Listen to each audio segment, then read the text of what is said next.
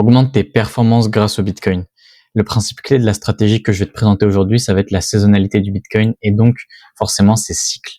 Ces cycles qu'on va voir juste après. Et en fait, le Bitcoin, il bouge en cycle et du coup, il faut que tu comprennes ce graphique-là. Ça veut dire le graphique des bulles spéculatives. Donc ce graphique-là, il est extrêmement important si jamais tu veux comprendre comment on investit dans les crypto-monnaies ou voilà, plus largement dans le Bitcoin. Donc voilà, on a la phase cachée. Donc là, c'est la phase où personne ne connaît ça. C'est où au tout début, on est en mode ah ouais non, les cryptos, je suis pas sûr. T'as vu comment ça a baissé, etc. Ça fait moins 80%. Du coup, personne ne veut acheter. Là, on est vraiment dans la phase soit early investing, ça veut dire qu'il y a que des gens qui croient vraiment au projet qui sont là, ou alors des gens qui sont des bons investisseurs et qui savent repérer les opportunités. Ensuite, on a les investisseurs institutionnels qui arrivent et justement là, cette phase là où on commence à voir un petit peu cette montée, cet afflux de liquidité sur le Bitcoin. Et on a aussi également le bear trap, donc le bear trap qui est un petit mouvement baissier qui fait un peu paniquer les débutants.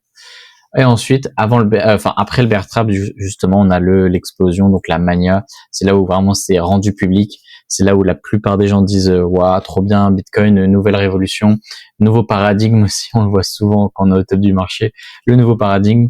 Ensuite, on a une petite baisse. Du coup, là, on est dans le déni. Il y a moins de personnes qui commencent à y croire.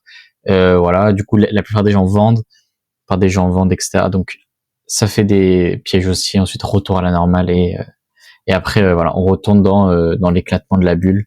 La bulle éclate et on retourne voilà dans les stades de la peur, de la capitulation, du désespoir, où les gens ne veulent plus investir dans cette classe d'actifs. Ok, ça c'est une bulle spéculative, ça arrive sur n'importe quelle classe d'actifs, peu importe que ce soit le Bitcoin ou alors d'autres classes d'actifs. Par exemple, la toute première bulle spéculative qu'il y a eu dans l'histoire, ça va être en 1637 avec les tulipes. Donc il y avait une grosse, en fait, la supply des tulipes était limitée et du coup, forcément, le prix a explosé. Les gens étaient euphoriques à l'idée d'acheter des tulipes. Et donc, ça a fait grimper le prix. Et ensuite, voilà, ça a éclaté. Enfin bref, je vais pas te faire toute l'histoire, mais voilà, c'est pas la première bulle spéculative. Il y en a eu d'autres. Il y a eu celle des tulipes. Il y a eu aussi celle avec les entreprises ferroviaires. En fait, il y en a eu plein durant l'histoire. Et Bitcoin, c'est pas la première, ce sera pas la dernière. Ok.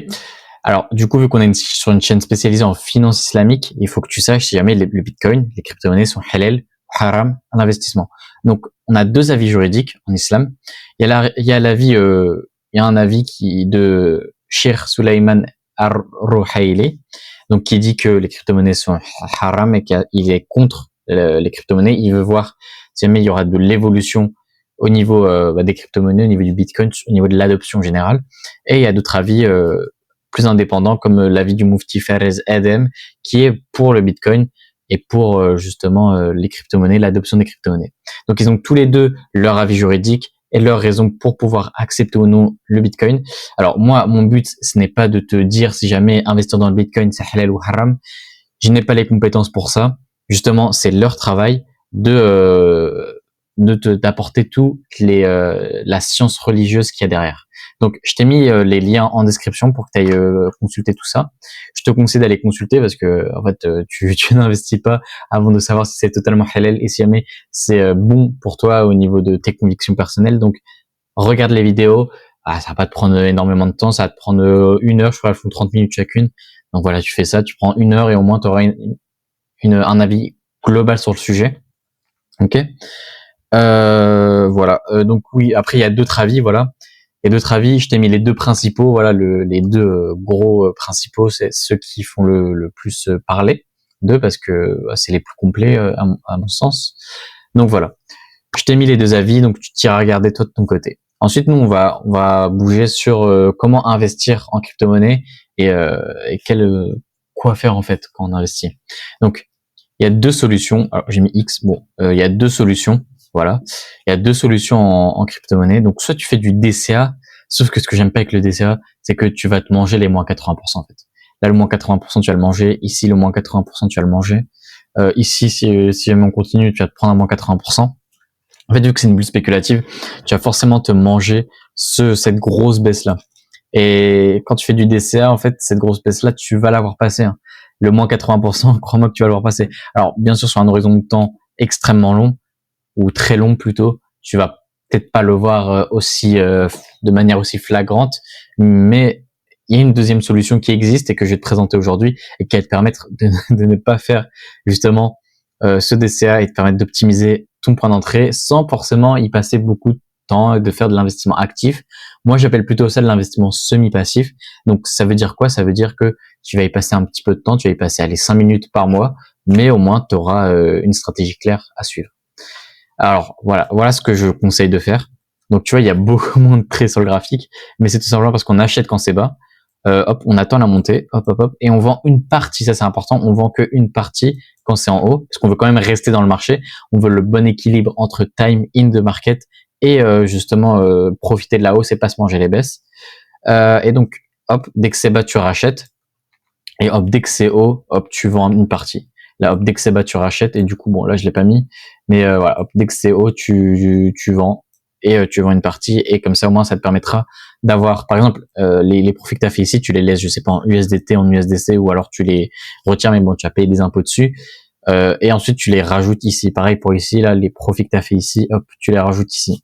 Et donc, comme ça te permet déjà d'être tout le temps dans le marché, d'avoir le meilleur prix d'entrée à chaque fois, d'avoir en fait des gros volumes qui rentrent, mais que dans les prix en fait qui sont intéressants. Et donc, tant que tant que c'est une bulle spéculative, les crypto-monnaies, il faut faire comme ça. Enfin, moi, c'est ce que je conseille à mes clients, tout simplement parce que en fait, si tu fais pas comme ça, tu vas te bouffer les moins 80% et au final, ta performance, ça va pas être aussi bien. Tu vas investir dans les crypto-monnaies pour faire plus de performance, sauf que, en fait, tu vas faire une performance allée de 30% annuel, ce qui est très, très, très bien pour, voilà, un investissement risqué comme celui-là. Mais tu pourrais faire beaucoup mieux juste en y passant 5 minutes par mois. Donc, c'est quand même, ce serait quand même un manque à gagner que de ne pas le faire. Ok? Et du coup, voilà, c'est investir plus quand c'est bas et voilà, ne pas investir quand c'est haut, quand ça monte, etc. C'est voilà, juste t'investis quand c'est bas et tu retires quand ça monte. On n'est pas non plus dans des extrêmes par exemple, d'investissement actif où là tu chercherais à hop, t'investis quand c'est bas, ok, t'investis quand c'est bas, mais aussi t'investis quand il y a des corrections de marché, t'investis, etc. Et après tu prends des stratégies de prise de profit. Alors nous, on n'est pas dans cet extrême-là. Nous, on veut juste vendre quand c'est haut une partie et réaccumuler quand c'est bas. Voilà, c'est tout simple.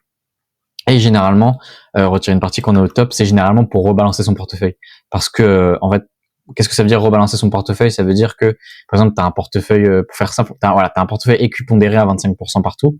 Mais du coup, forcément, par exemple, si jamais tu as une grosse hausse sur les cryptos, forcément, les cryptos vont prendre une grosse partie de ton portefeuille. Du coup, les cryptos vont peut-être prendre 50% et le reste va être à 33%. Donc, c'est pour ça que c'est important enfin, pas 33, plutôt 16, ouais. Plutôt 16%.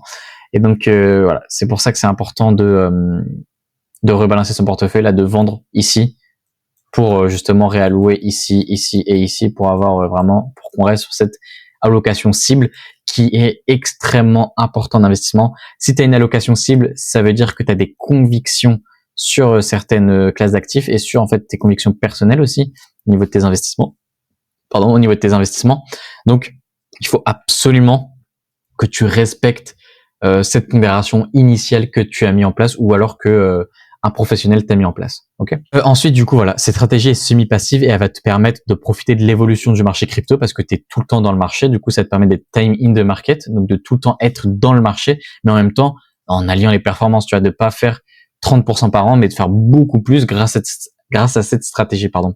Après, bien sûr, ça va représenter une plus petite partie de ton portefeuille, donc tu as pas ton portefeuille ne va pas grossir en adéquation avec avec la performance que va faire le marché crypto, bien sûr, parce que tu as une bonne gestion de ton risque, tu as une bonne diversification de ton portefeuille, et donc tu sais comment allouer ton portefeuille. Ok. Donc voilà, c'était tout pour cette vidéo. J'espère qu'elle t'aura plu.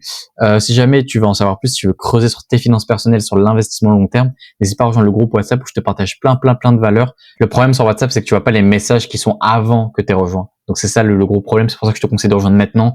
Je te partage plein de valeurs. Voilà, c'est totalement offert. T'as rien à, c'est pas, il y a pas d'engagement ni rien. Donc franchement, rejoins-le. Le lien est en description. Je t'ai fait également une vidéo en description. Tu peux aller la regarder. Tu check. Le lien est en première ligne de description. C'est mon programme Mal System. Donc dans cette vidéo, je te présente mon programme et je te montre voilà comment j'accompagne les musulmans à investir de manière cohérente, à gérer leur patrimoine et leurs finances personnelles de manière cohérente pour le long terme et adapté à leur situation. Ça veut dire que je les aide à faire un patrimoine, une allocation qu'on a vu juste là, adapté à leur situation, à leurs convictions personnelles. Par exemple, il y en a qui vont être contre l'avis des crypto-monnaies. Et ben, il n'y a pas de souci. Moi, j'adapte leur portefeuille en fonction de ça et justement, ça va leur permettre de pouvoir investir en adéquation avec leurs convictions personnelles, pardon. Et donc, c'est ça que j'offre. Donc voilà, t'as rien à perdre, hein. Elle dure moins de 10 minutes la vidéo, tu regardes et tu te fais un avis et tu me dis en commentaire ce que t'en as pensé. Du coup, moi, je te dis à la prochaine, n'hésite pas à t'abonner pour ne rien manquer.